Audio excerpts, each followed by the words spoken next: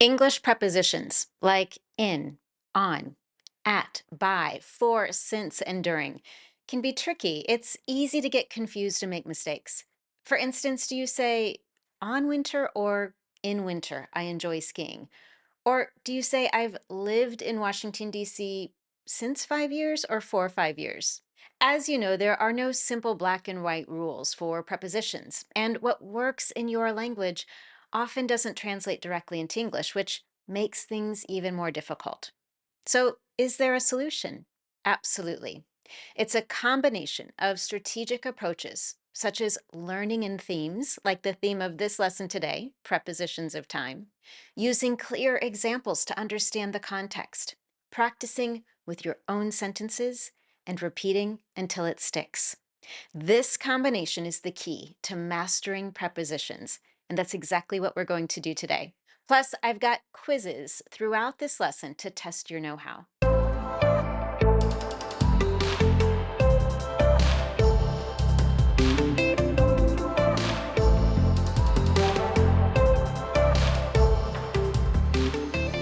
But before we go any further, if this is your first time here, welcome. I'm Anne Marie, an English confidence and fluency coach. Everything I do is designed to help you get the confidence you want for your life and work in English. Now, if you're looking to take your English even further and get more practice using prepositions and other tricky grammar points, join me inside the Confident Women community. It's an online learning community for women where you can practice speaking regularly and get support to improve your grammar, pronunciation, and vocabulary.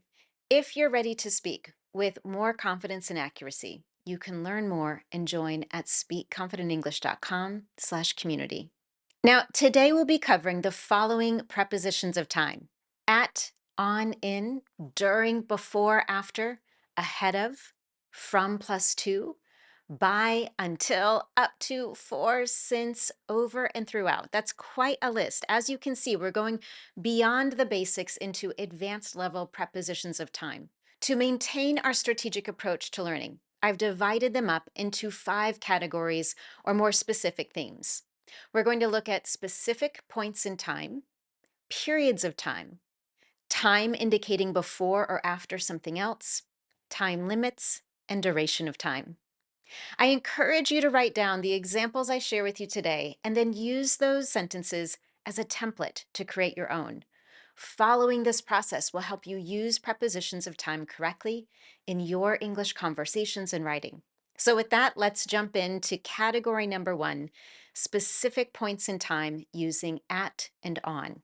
We'll begin with several ways to use the preposition at. First, we use at for specific times of the day. Take a look at these examples. Can we talk later? I'm busy at the moment. The team meeting is at 10 a.m. Can we meet tomorrow at noon? As highlighted, each of those is focused on a specific moment of time during the day. We also use at to refer to a specific period related to public, religious, or national holidays. For example, we're excited to see the family at Thanksgiving. In addition, we use the phrase at the end of to refer to a specific time when something ends. For example, the players shook hands at the end of the game.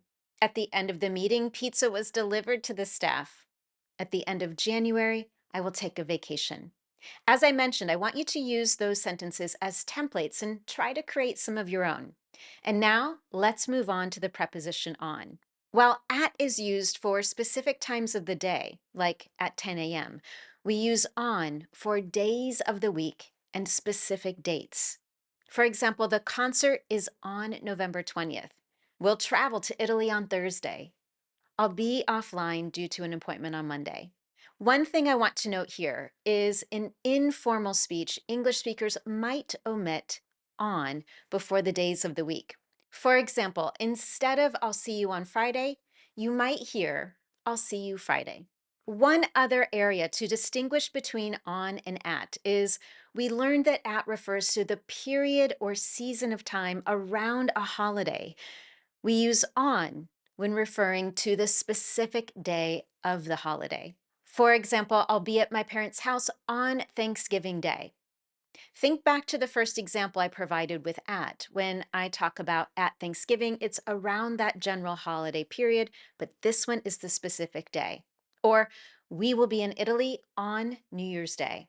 The staff will not be in the office on Easter Monday. The last thing I want to mention here is that in American English, we use on when referring to the weekend. In contrast, British English uses the preposition at. So this means you'll hear Americans say, "What did you do on the weekend?" "I went hiking on the weekend." He often runs on the weekends. Before we move on, let's do a quick quiz. I want you to complete the following phrases with the correct preposition. Choose between at and on. We have dinner time, Christmas Day, the weekend, weekdays, noon, and September 30th. What do you think? The answers here are at dinner time, on Christmas Day, on the weekend, on weekdays, at noon, and on September 30th. If you're ready, let's move on to category 2, focused on time periods using in and during. We use in when referring to longer periods of time. This can include months, seasons, years, decades, centuries, etc. For example, I'm traveling to England in January. In 2017, Steve Jobs introduced the first iPhone to the world. In winter, I enjoy skiing and skating with my friends. In the next decade, AI is expected to boost productivity and efficiency across sectors. Now, we also use during to indicate something happened within a specific time period, but it's specific to a time between the start and the end of something. In other words, we use it to say when something happened within a larger context. For example, we decided on a plan during our meeting. That event occurred between the start and the end of that meeting. Or our kids fell asleep during the movie. I expect to be busier than usual during the next year. They stayed at a bed and breakfast during their trip. There was a power outage during the snowstorm. And now it's time for another quiz. So here, I want you to decide which preposition should be used for the following sentence. And you need to decide between in and during. I met up with my best friend for a couple of days, my summer vacation. If you selected during, you're exactly right, because this person met their friend within the time that they started and ended their summer vacation. All right, category number 3, time before and after something else occurred. Here we're going to use those precise prepositions before and after, along with ahead of and from plus to. We use before, as you might imagine, to mean earlier than a specific time or event mentioned. For example, please finish your homework before dinner. I went to the grocery store before work. We stopped at a gas station before getting on the highway. As you might guess, we use after to mean later than a specific time or event mentioned, or simply to say next. For example, let's go on a walk after we eat. The conference will be held a few months after the annual general meeting. I'll work on this project after completing my pending tasks. And now ahead of. We use ahead of to indicate that something is in or into the future, or that something is earlier than or before someone or something. Let me give you some examples to illustrate that. Lynn arrived at the meeting ahead of the others. In other words, she arrived before or earlier than others. The agenda is always posted ahead of the meeting. Berlin is 6 hours ahead of New York. It looks like we'll get this project finished ahead of schedule. And lastly, in this category, from with to. We use from and to indicate the beginning and end points of a period. For example, the dental appointment is from 1:30 p.m. to 3:30 p.m. Katie lived in New York from 2010 to 2015. I'll be out of the office from Wednesday, November 6th to Tuesday, November 12th. In this category, focused on time limits, we have prepositions that tend to be a bit tricky or easily confused. Here we'll be looking at by, until, and up to. Each of these can be used to indicate some kind of deadline or limit. For example, we use by in the sense of up to the latest or a point of time before which something must occur, and it is quite often used to indicate strict deadlines. For example, please review the agenda by tomorrow morning. That is the latest point in time by which something needs to happen. Or I need to submit my application by midnight. You must return your book by December 1st. And now with until, we use until to indicate up to a specific point of time or an event in the past or future. Again, let's take a look at some examples to help. We waited until the clients left to discuss next steps. In other words, we didn't have any discussion before the moment our clients left. Another example, you cannot go outside until you finish your homework.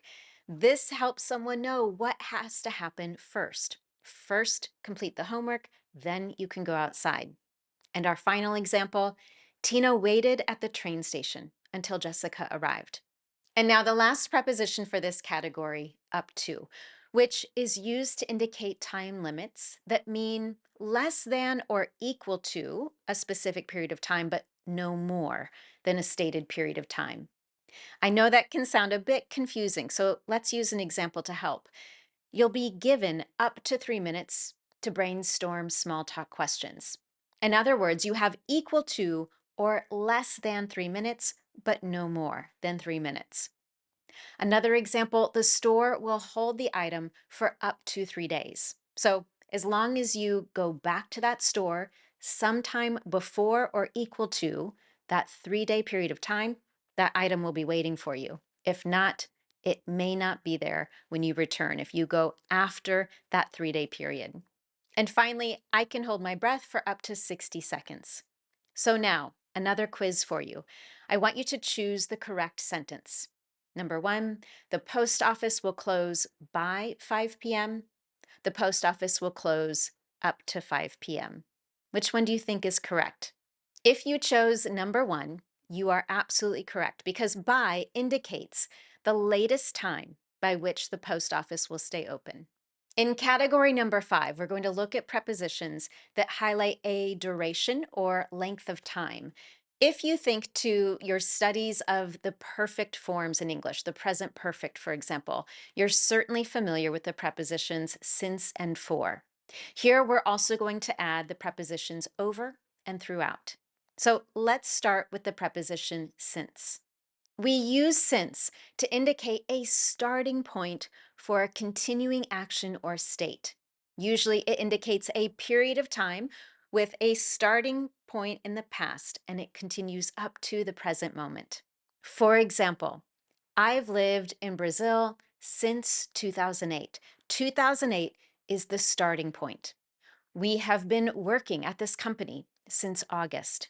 The company has offered these classes since last year. And another example, our family has lived in this neighborhood since it was under construction.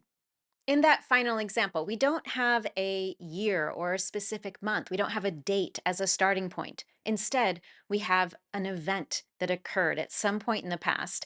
And this sentence assumes that whoever I'm speaking to will remember when that event started. And now the preposition for. When we want to indicate how long something has been happening, we use for. For example, I've lived in Brazil for 20 years. Now, of course, we could do the math and we could find the starting point, but that's not the focus. The focus is the length of time, the duration.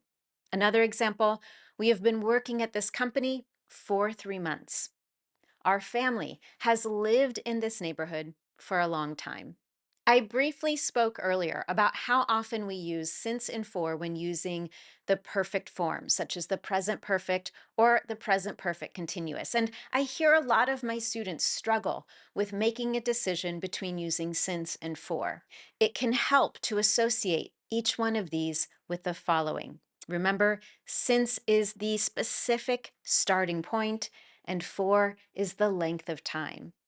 I encourage you to write down a few example sentences of your own. Consider for a moment how long you have lived in the city where you are now. When was the starting point? Or for how long have you been there? You can apply the same questions, the same idea of determining the starting point or for how long you've worked at your company, known your best friend, or enjoyed your favorite hobby. Before we move on to our next preposition, I do want to briefly discuss how a period of time using the preposition in is different from a period of time using the preposition for. We use in to indicate the length of time it took to do something from start to finish. For example, I learned to drive in 4 weeks, means the entire process of learning to drive was complete within those 4 weeks. I didn't need any extra time. For, on the other hand, is used to express a duration that is ongoing or has been ongoing. For example, I've been learning to drive for 4 weeks, means the learning process started 4 weeks ago and is continuing. And now the preposition over. We use over to emphasize that something happened during a longer period of time. For example, over the years, the city has grown significantly. We're emphasizing how long that period of time is, or the children have gotten taller over the summer. Over the past few months, we worked on optimizing our employee benefits. And finally, we use throughout to indicate something continues from the beginning to the end of a period of time or an event.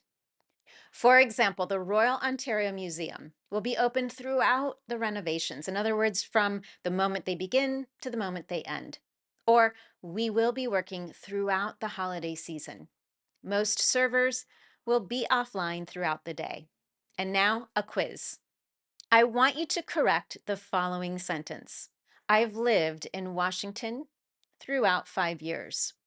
The right answer here is I've lived in Washington for 5 years. If you'd love to get extra practice, I want you to do one thing. I want you to hop over to this lesson at my Speak Confident English website, where I've got a bonus practice activity for you. In that bonus practice, you'll find a paragraph full of prepositions that are all wrong. And your job is to use what you've learned in this lesson to correct the prepositions. Again, you can get that bonus practice by visiting this lesson at my Speak Confident English website. I'll be sure to leave a link in the notes below. If you found this lesson helpful, please be sure to give it a thumbs up here on YouTube and subscribe so you never miss one of my Confident English lessons. Thank you so much for joining me, and I look forward to seeing you next time.